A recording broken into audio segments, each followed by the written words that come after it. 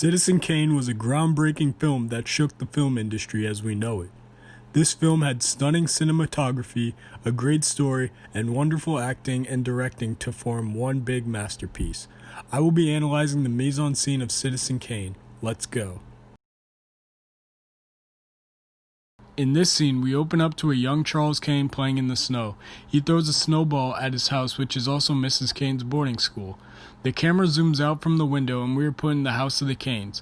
This setting allows us to get a comfortable, soft, warm vibe where a kid could be a kid. The symbolism of this setting was a place of simpler times for Charles Kane and a place where he was surrounded by real love.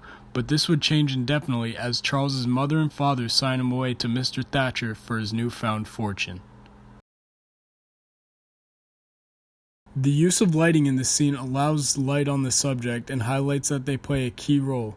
We see the subject's shadows as well as Charles playing in the snow, even though he is in the background.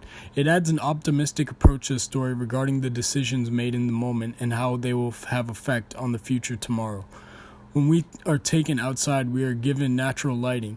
This changes the tone and conveys more realism in the story by adding to its cinematic set by giving the audience a look at what is going on in real time.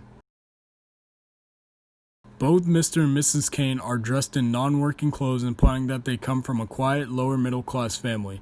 However, in this scene, there is very serious business that needs to be attended to. In contrast, Mr. Thatcher, who is dressed in a large fur overcoat and suit and tie, is a banker who comes from afar. This adds to the narrative that a banker comes from a distance to do business with a family, but at the cost of taking their own child away. Charles's mother is sitting on the right of the foreground next to Mr. Thatcher, while Charles's father is on the left in the middle ground. In this scene, the dialogue reveals who is in charge in this situation and who is not. Mr. Kane is arguing about what is right and what is wrong of the bank and demanding that they oversee the deal. Although he brings up a good argument, he is essentially ignored and Mrs. Kane does the liberty of signing the papers, showing that she is in more power of the situation at hand.